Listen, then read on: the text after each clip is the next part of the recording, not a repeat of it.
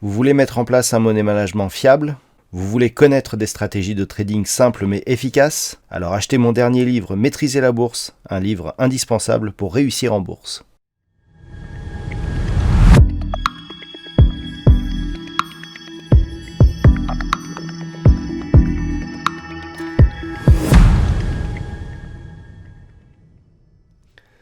Bonjour à tous et bienvenue sur boursicoté.com pour cette nouvelle analyse technique du CAC 40 en clôture avec une séance qui avait mal commencé. Une hausse des taux obligataires du côté des États-Unis avait entraîné l'ensemble du marché à la baisse et au final, avec des chiffres de l'inflation qui ont été perçus comme assez positif, alors pas dans le sens de la force de l'inflation, mais dans son évolution. En fait, certains observateurs pensent qu'on est arrivé au pic et que l'inflation pourrait maintenant baisser.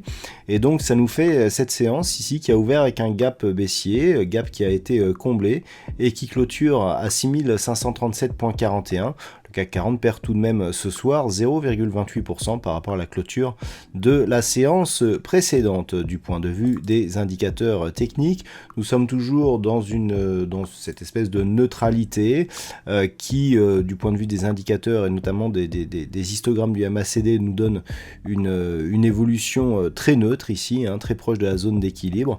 Un RSI qui évolue lui aussi au niveau de sa zone d'équilibre. Alors, pas énormément d'indications, si ce n'est que nous sommes venus ici au contact de la bande de Bollinger inférieure. On est venu tester ici la zone de point bas que nous avions déjà connue la semaine dernière. On a tenté ici un comblement partiel de ce gap, mais sans réellement y parvenir, puisqu'on revient ici au-dessus de tous ces niveaux.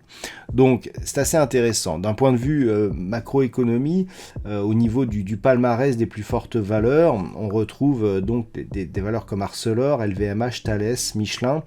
Bon, c'est assez hétérogène au niveau des secteurs.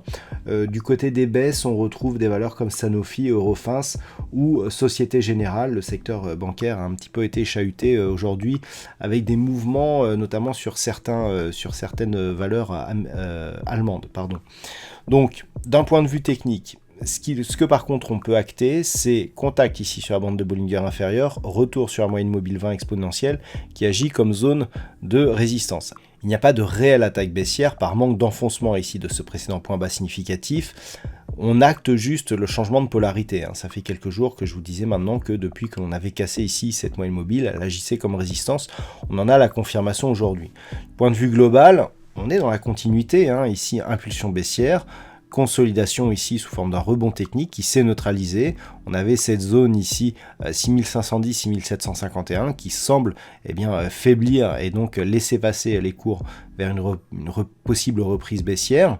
Ce n'est que sur une rupture ici des 6364 points que l'on aurait vraiment un gros signal de baisse. Tant que l'on est certes sous la zone des 6510, on est grossièrement dans une phase de neutralisation de la dynamique.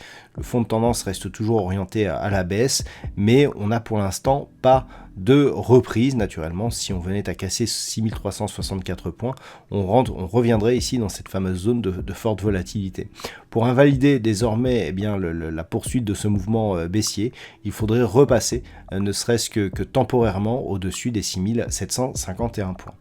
Voilà donc ce que l'on peut dire sur cette configuration technique pour ce soir. D'un point de vue statistique, avec le mouvement que nous avons eu, on a légèrement changé les choses, à savoir que pour ces prochains jours, et notamment pour cette semaine, on pourra avoir alors ça reste assez neutre, ça reste assez partagé, mais avec une petite prédominance haussière pour cette fin de semaine, donc à horizon fin de semaine, mais qui laisserait place à une baisse encore une fois, reprise de la baisse la semaine prochaine. Voilà donc ce que l'on peut dire sur cette configuration technique. Je vous souhaite de passer une bonne soirée. On se retrouve dès demain pour d'autres analyses techniques, toujours sur le site boursicoté.com.